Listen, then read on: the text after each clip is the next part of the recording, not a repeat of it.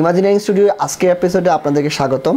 আজকে মূলত আমরা দেখাবো যে অ্যারো মডেলিং বা আরসি প্লেন ফ্লাইংয়ের বেসিক ইলেকট্রনিক সেটআপ, অর্থাৎ আপনার motor, battery, ESC and receiver, এই চারটা জিনিসের কানেকশন কিভাবে থাকে এবং এই রিলেটেড সেফটিগুলো, এবং সেই সাথে কিভাবে আমরা ট্রান্সমিটারের সাথে এর কম্বিনেশনটা করব সে ব্যাপারে দেখাচ্ছি।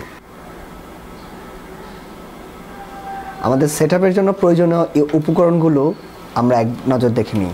আমাদের ফার্স্ট দরকার হচ্ছে আমাদের রিসিভার। এটা একটা ফুটাবা T6J এর জন্য রিসিভার, এখানে মডেল নাম্বার উল্লেখ করা আছে R2006GS, মানে আমার একটা ফেভারিট TXRX এর রিসিভার। দেন আমাদের দরকার হচ্ছে মোটর। এই মোটরটা আমি সাথে একটা জিপটাই সেট করেছি আপনাদেরকে ডিরেকশন জিনিসটা দেখানোর জন্য। ওটা কেন কিভাবে কাজ করবে সেটা আমরা দেখাচ্ছি। একটা মোটর লাগবে, সেই মোটর অনুসারে আমার প্রয়োজনীয় ইএসসি। তো আমরা একটা 30 অ্যাম্পের ইএসসি ইউজ করছি। আপনারা দেখতে পাচ্ছেন এটা অ্যাকচুয়ালি এটা নন ব্র্যান্ড ইএসসি, বেসিক্যালি এটারও গায়ে কোনো ব্র্যান্ড নেই, খুবই লো কস্ট। বাট আমার অলওয়েজ রিকমেন্ডেশন থাকবে ভালো ব্র্যান্ডের ইএসসি ইউজ করবেন। অ্যান্ড ইএসসিগুলোর ক্ষেত্রে আমার কতগুলো জিনিস রিকমেন্ডেশন থাকবে। তার মধ্যে এক হচ্ছে আমার যেই ঝালাইকৃত জায়গাগুলো প্রপারলি সিলড অফ, যাতে কোনোভাবে একটা তারের সাথে একটা তার না লাগতে পারে। যেমন এই জায়গাগুলো আমি হিট শ্রিং দিয়ে খুব সলিডলি টাইট করে দিয়েছি, যাতে বাইরে থেকেও তার কোনোভাবেই সে যাতে শর্ট না হতে পারে।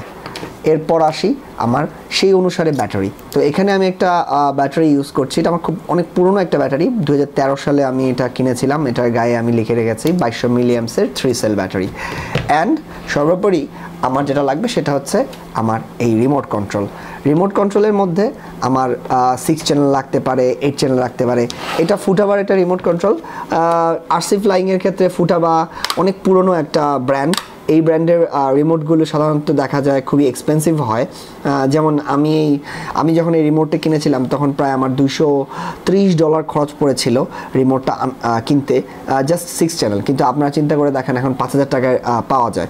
সো ডিপেন্ড, আসলে রিমোটটা তখন এখনও সেই বিগিনার্স লেভেলে খুব বেশি ইফেক্ট করে না। তো আসুন আমরা দেখি কিভাবে কানেক্ট করব। আমরা প্রথমেই যেটা করতে হবে, মোটরের সাথে আমার মোটরের 3টা তার এবং ইএসসির 3টা তার, এই 3টা তার পরস্পর কানেক্ট করানো লাগবে। তো প্রাথমিক পর্যায়ে আসলে অনেকে অনেকভাবে বলে যে লাল, নীল, কালো, এখানে আবার অনেক সময় ব্র্যান্ড কালার মিলিয়ে একটা দিলে সে clockwise counter clockwise direction set করে। তো আমরা বেসিক্যালি আজকে ওভাবে করব না, আমরা যেটা করব এরর অ্যান্ড ট্রায়াল বেসিসে। তো আমরা প্রথমে হচ্ছে এক সাইড থেকে 3টা তার কানেক্ট করছি। এখানে লক্ষণীয় ব্যাপার হচ্ছে 3টা তার কানেক্ট করার পর আমার কোনোভাবেই কিন্তু এই 3টা তার এমনভাবে কানেক্ট করা হয়েছে যাতে কোনো লুজ না থাকে এবং সর্বোপরি টাইট থাকে। কারণ অনেক জার্কিং হয় প্লেন যখন ফ্লাইং করে এবং যখন এটা ক্লাইম্ব করে তখন সেই জিনিসটা যেটা দেখা যায় অনেকটা এরকম হয়ে যায়।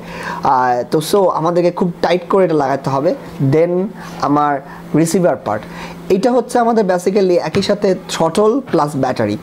নর্মাল ইএসসি বা বিইসি যেগুলো আছে সেগুলো হচ্ছে আমার দেখা যায় যে এই ব্যাটারির পাওয়ারকেই সে 5 ভোল্টে কনভার্ট করে আমার রিসিভারের জন্য প্রয়োজনীয় পাওয়ার দেয়। তো রিসিভারে তো নর্মালি আমরা শুধুমাত্র ইএসসি কানেক্ট করি না, এর পাশাপাশি দেখা যায় অনেক সার্ভোও কানেক্ট করে থাকি।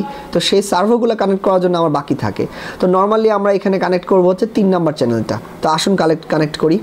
আমি ঠিক জানি না কোন দিক থেকে কানেক্ট করতেছি, আমার এই ক্ষেত্রে খুবই নিরাপদ, আমি যে কোনো দিকে কানেক্ট করতে পারি, আমার রিসিভারের জন্য কোনো সমস্যা হবে না। কারণ এই ইএসসির 3টা তারের মধ্যে আমার মাঝখানে তারটা হচ্ছে পাওয়ার। সো আমি যদি ভুলক্রমে উল্টা দেই তাহলে অলওয়েজ কিন্তু আমার পাওয়ার সেম থাকছে। তো ইএসসি চলবে না, বা ইএসসি পাওয়ার আপ হবে, বা আমি ঠিকমতো থ্রটল দিলে সে থ্রটল কাজ করবে না, সেটা হতে পারে। বাট ইএসসি জ্বলার কোনো স্কোপ নেই। তো আমি 3 নাম্বার চ্যানেলে আমার ইএসসিটা কানেক্ট করলাম। এখন সবচেয়ে ইম্পর্ট্যান্ট পার্ট হচ্ছে আমরা কখনোই ইএসসি কানেক্ট করার পর সরাসরি ব্যাটারি কানেক্ট করব না। কেন করব না? বিকজ একটা রুলস আছে, সেই রুলসটা হচ্ছে কি আমিও আমার সিনিয়রদের কাছ থেকে শিখেছি এবং ওয়ার্ল্ড ওয়াইড বিভিন্ন জায়গায় এটাও ফলো করা হয়ে থাকে। সেটা হচ্ছে রিমোটের সুইচটা ফার্স্ট অন এবং রিমোটের সুইচটা লাস্ট অফ। অর্থাৎ আমি ফ্লাইং শুরু করার আর প্রথম পর্যায়ে আমাকে রিমোটটা অন করতে হবে। অ্যান্ড ফ্লাইং শেষ করার পর ওখানেও আমার সবার পরে হচ্ছে আমার রিমোটের সুইচটা অফ করতে হবে। এটা কখনো যেন এটা ভুল করলে অনেক সময় দেখা যায় যে আমার মানে মোটরের থ্রটল বেড়ে যায়, হঠাৎ করে থ্রটল হয়ে গেছে, তখন দেখা যায় যে একটা দুর্ঘটনা ঘটতে পারে। তো আসুন আমরা এটা অন করি। তো এটা অন করলাম, এখানে অবশ্য ভোল্টেজ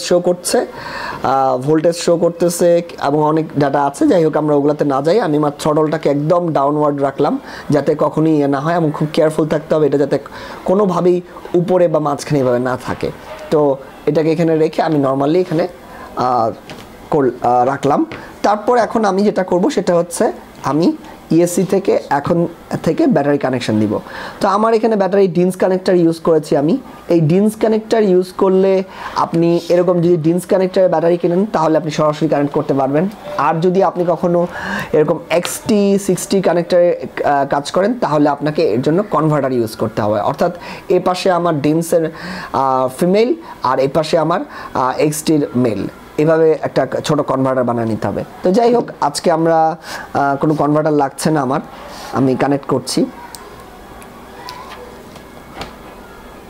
আমার ঠিক মোটর একটা সাউন্ড করছে। ভিউয়ার্স, আমি আরেকবার অন করি, আপনারা চেষ্টা করেন সাউন্ডটা শোনার জন্য।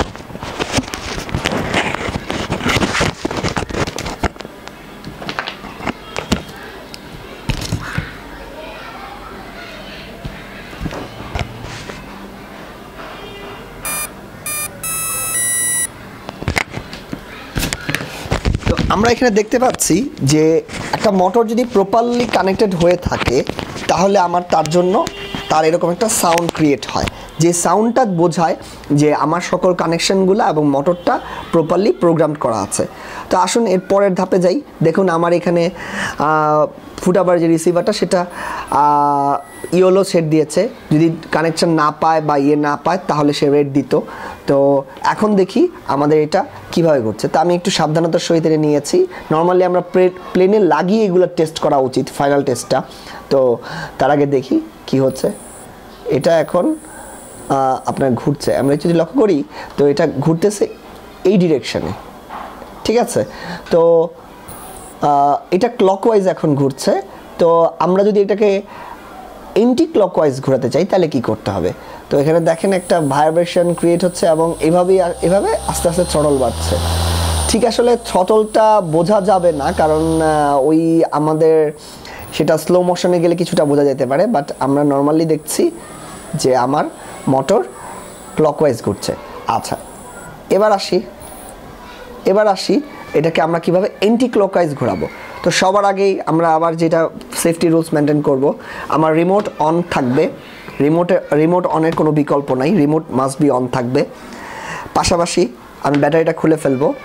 খুলে আমি এখানে 3টা তার দেখছি, এই 3টা তারের যে কোনো 2টো তার আমি নিলাম, এটাকে রেখে দিলাম। সরি, আমার কাজের সুবিধার জন্য আমি রেড আর ইয়েলো নিলাম, ঠিক আছে।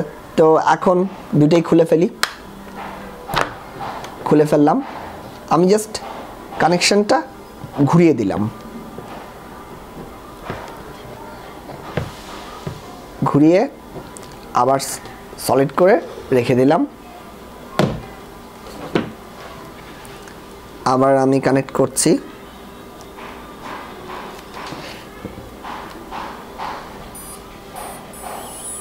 হ্যাঁ, মোটর আর্মড হয়েছে। এবার দেখি, আপনি এবার দেখেন আমাদের এটা কাউন্টার ক্লকওয়াইজ সে ঘুরতেছে।